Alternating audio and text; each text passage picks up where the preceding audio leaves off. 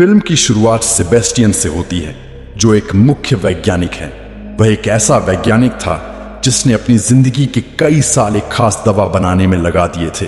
यह दवा बहुत ही अनोखी थी क्योंकि इसकी मदद से किसी भी जीव, चाहे इंसान हो या जानवर, को पूरी तरह से अदृश्य बनाया जा सकता था। लेकिन उसकी सबसे बड़ी समस्या यह थी कि वह अभी तक ऐसा कोई इलाज नहीं बना पाया था जिससे अदृश्य हुए जीव को फिर से दिखाई देने वाला बनाया जा सके।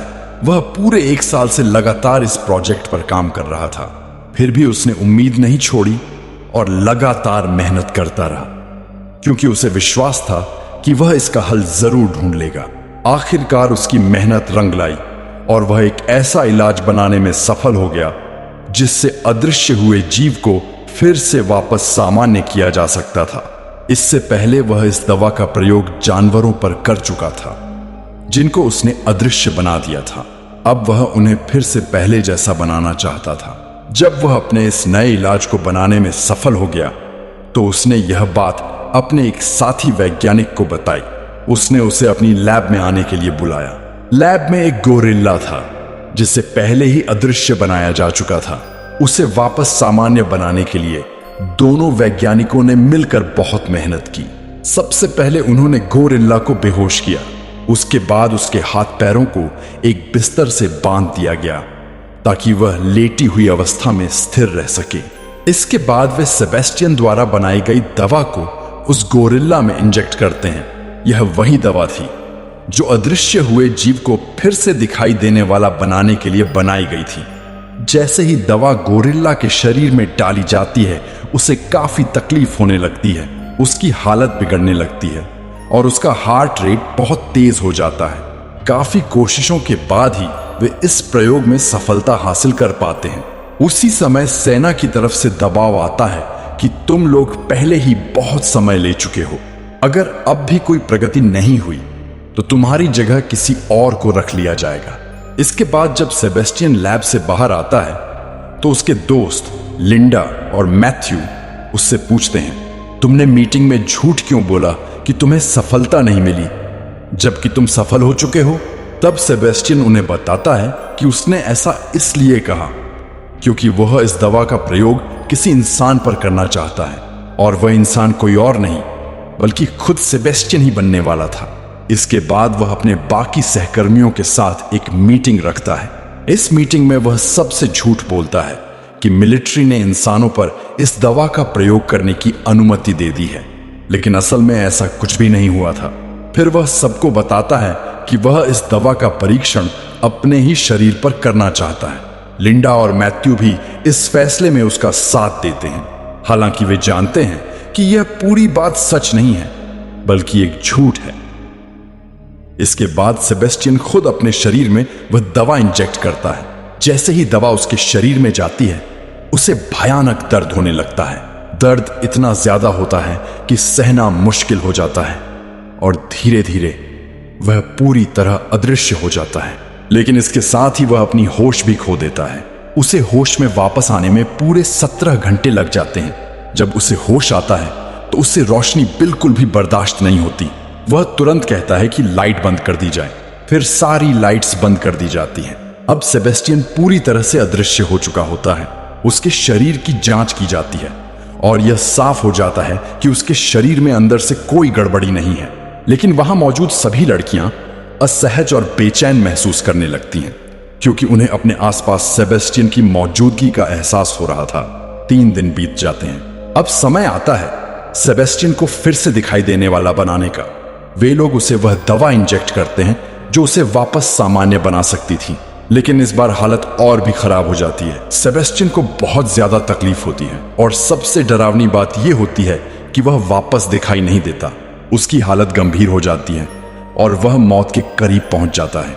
कोई रास्ता न देखकर वे लोग उसके चेहरे पर मास्क लगा देते हैं ताकि कम से कम उसका चेहरा दूसरों को दिखाई दे सके। यह देखकर सेबेस्टियन बहुत गुस्सा हो जाता है। वह मैथ्यू पर चिल्लाते हुए बहस करने लगता है। वह कहता है, तुम लोगों ने मुझे बहुत दर्द दिया है, रोशनी में जलाकर मुझे तकलीफ दी और यह सब दर्द मैं अकेला सह रहा हूं। अब क्योंकि वह वापस दिखाई नहीं दे पा रहा था, तो उसकी मानसिक स्थिति भी धीरे धीरे खराब होने लगती है।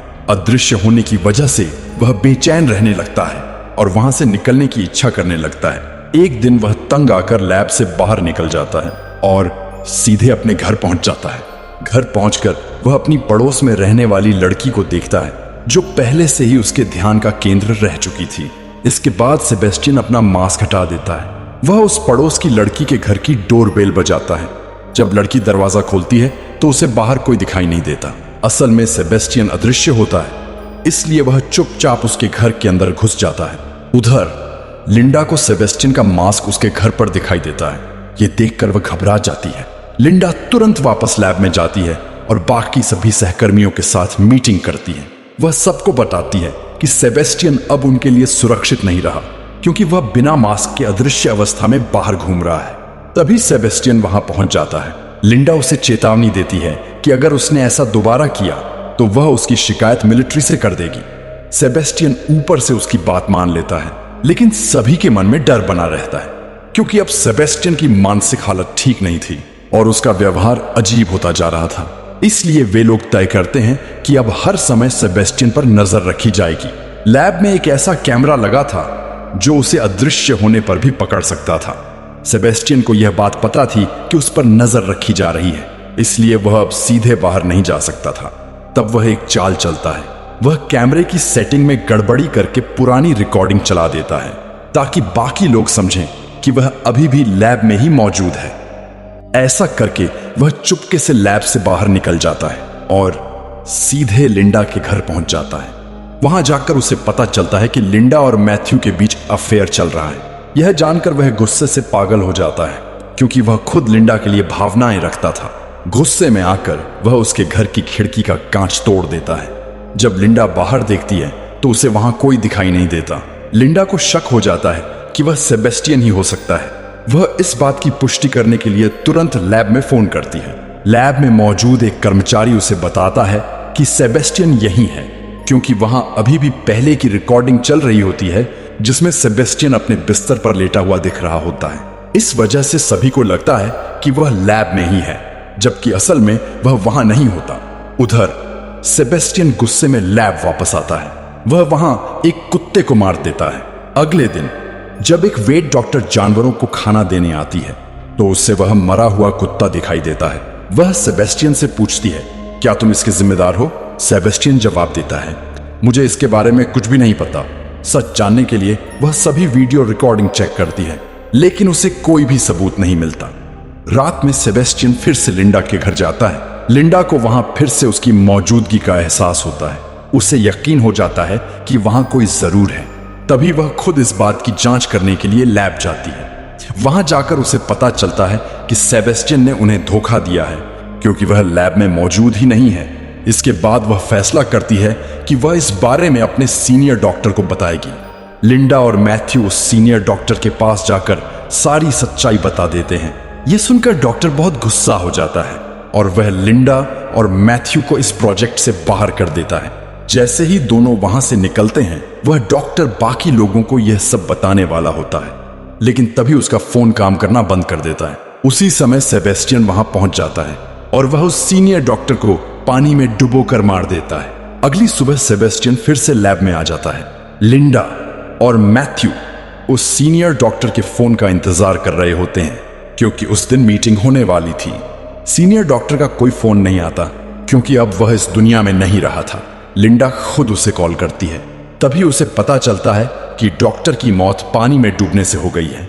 यह सुनकर लिंडा समझ जाती है कि मामला बहुत गंभीर हो चुका है। अब वह तय करती है कि इस पूरे प्रोजेक्ट की सच्चाई सबके सामने लाई जाएगी क्योंकि सेबेस्टियन के अदृश्य होने की बात सिर्फ लैब के लोगों को ही पता थी, बाकी दुनिया इससे बिल्कुल अनजान थी। वह फिर से कॉल करने की कोशिश करती है लेकिन फोन काम नहीं कर रहा होता। तभी वे लोग लैब से बाहर निकलने की कोशिश करते हैं लेकिन कोई भी दरवाजा नहीं खुलता। दरअसल सेबेस्टियन ने सभी दरवाजों के कोड बंद कर दिए थे, अब सिर्फ उसी का कोड काम कर रहा था। यह देखकर सब समझ जाते हैं कि सेबेस्टियन अभी भी लैब के अंदर ही है। तब वे फैसला करते हैं कि किसी भी हालत में उसे पकड़ना होगा। इसी बीच एक लड़की अपनी छूटी हुई चीज लेने के लिए लैब में वापस आती है। और सेबेस्टियन उसे मार देता है। अब सभी को साफ समझ आ जाता है कि सेबेस्टियन एक एक करके सबको खत्म करना चाहता है, क्योंकि वह अपनी अदृश्यता का सच किसी के सामने नहीं आने देना चाहता। लैब में लगे एक खास डिवाइस की मदद से वे लोग सेबेस्टियन की लोकेशन पता लगाते हैं। उसे पकड़ने के लिए 2 लोग वहां जाते हैं, मैथ्यू और उसका एक साथी। वहां पहुंचते ही सेबेस्टियन मैथ्यू के दोस्त पर हमला करता है और उसे घायल कर देता है। मैथ्यू अपनी बंदूक से सेबेस्टियन पर गोली चलाता है, लेकिन उसे कोई खास नुकसान नहीं होता।